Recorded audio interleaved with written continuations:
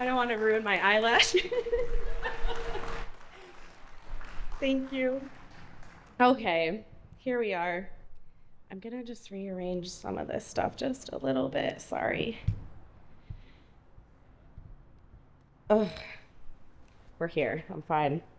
Everything's fine. Today's a good day. It's bittersweet, but it's a good day. And I just want to thank everybody for being here this morning. So bear with me, I have some things that I certainly need to say because there's been a lot of questions this morning as to why now, what are you doing? And I want to explain that. I owe that explanation to everyone. We've been planning this day for quite some time now. I know it might come as a surprise, but this has been probably about 2 months in the making. And here's why. So this week, the City Council, our legislative body, has an item on their agenda. It's called the year-end resolution. It's it's usually a mundane report that is voted on after each of the fiscal year ends. It's the mechanism by which we officially close all the books from the previous year, and we are able to start our audit process after that. Everybody from the tax office loves that. Right, Cheryl? This year, it's going to be more than just a routine vote this year happening tomorrow night. And it's why I needed to couple it with my announcement this week. I'm doing it because this is the first time in 11 years that the city of New Britain will finish its fiscal year on an exceedingly positive and strong fiscal note. It's for the first time.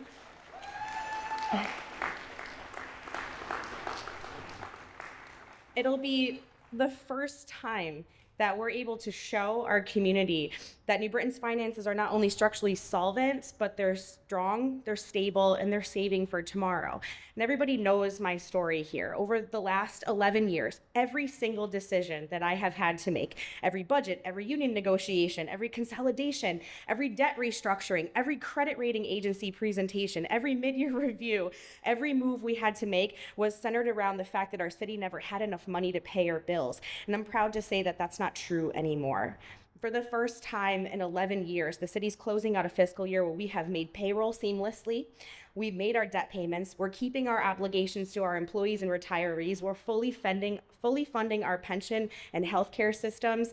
And we're continuing to make large-scale investments in our infrastructure, schools, and people. And most importantly, we're doing that while saving so that we don't have to increase taxes and should not have to increase taxes on our people for the foreseeable future.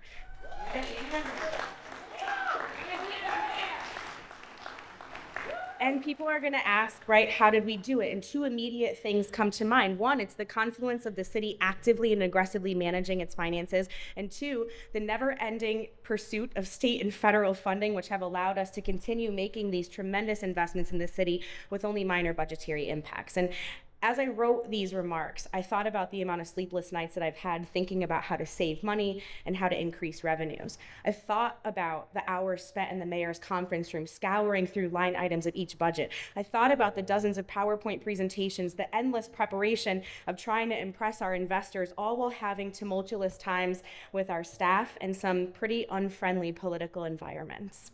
I think about my most trusted people throughout this whole process. Dick Thieveridge, our former underwriter, Bruce Trudwick, my former bond counsel, Danny Salerno, my former majority leader and now city treasurer, John Healy, John Perugini, Chris Wolf, God rest his soul, Gennaro, Justin, Jody Brock.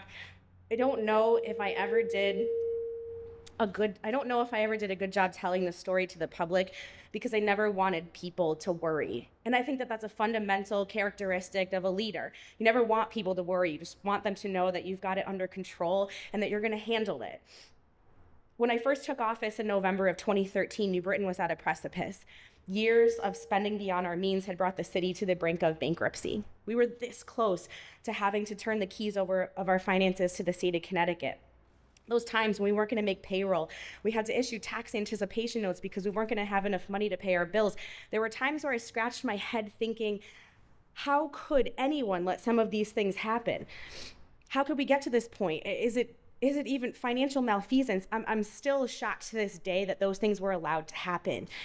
And let it be a lesson for everyone here that's in a leadership role that all it takes is one bad budget to screw up a town for decades. That's why it's really important who you vote for and who you put in office to take these leadership positions on.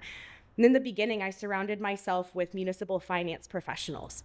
And after 11 years, I became one myself. One of the most important parts of this job is that it requires integrity and honesty, because if you don't have that, especially in your budgeting process, it'll take you 11 years to fix it. 11 years, 2 massive nationwide financial crises, a worldwide pandemic, and here we are now. We're coming out on top. And that's my legacy here.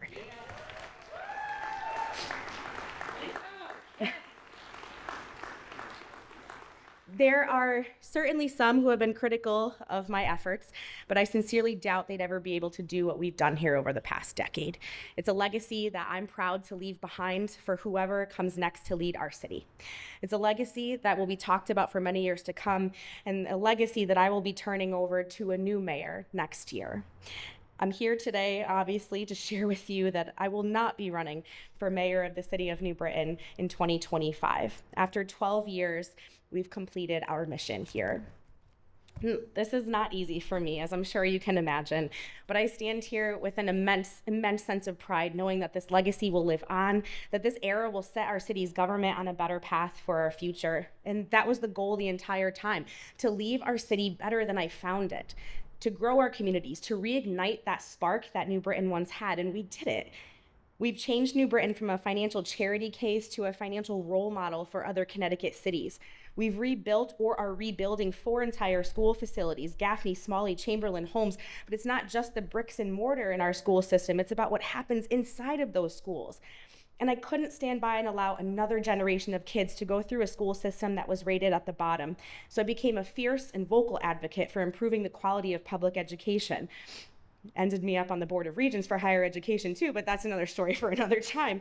But that's what led to significant leadership, policy, and curriculum changes. And those changes are helping move us out of the bottom of the state's educational basement and are preparing our children for success today. If you need additional evidence of the work we've done over the past 11 years, just take a look around.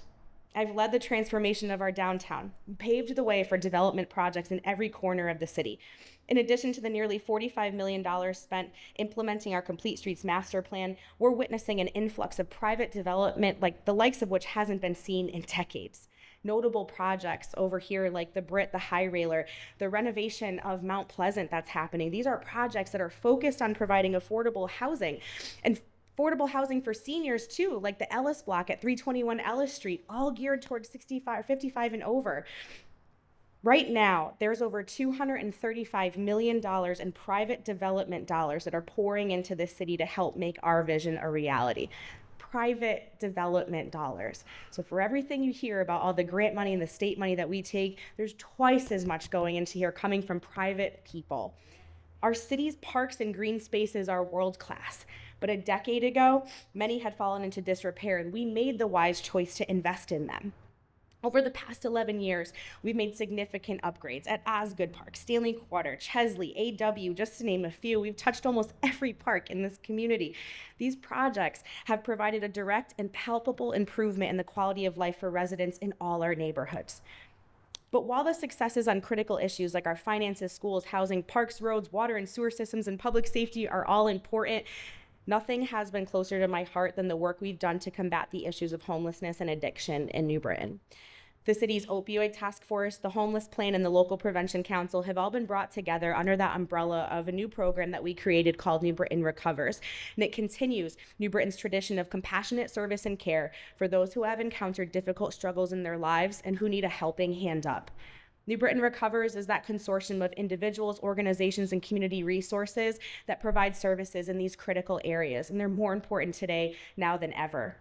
Today, New Britain Recovers has become a role model program for Connecticut cities, earning accolades from recovery professionals and elected leaders from both parties alike. And that, my friends, is a record that we can all be proud of. Yes, totally agree.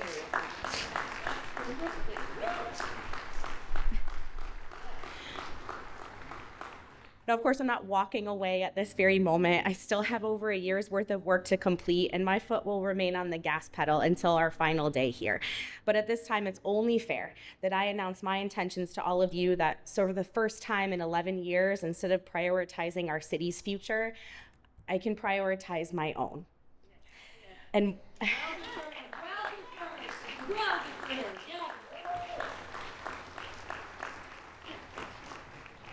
And I don't know what that is at the moment. I truly don't. But I know that I can't effectively do that without closing the door on my time here as mayor.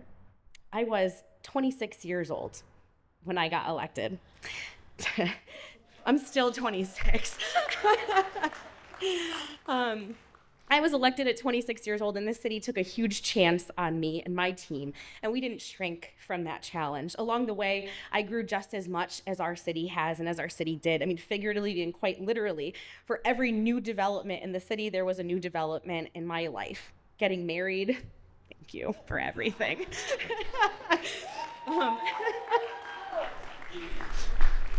Oh my God, having our daughter, going back to school, and I graduated with my master's degree in public finance and public administration. We had our son. Each one of those groundbreaking moments for this community in my life came along a groundbreaking moment for our community. And I want to thank all of you for being there along with me, along with us for each one of those moments, and for supporting me through it all. I am grateful. I am thankful. I am truly blessed to have been provided this opportunity. I'm going to have a lot of time left to say all of my thank yous, but I really couldn't let this moment go by without framing it for each of you to show how important our financial journey has been to my legacy and to my time serving as your mayor. I love you all, and thank you so much for being there for me throughout this time.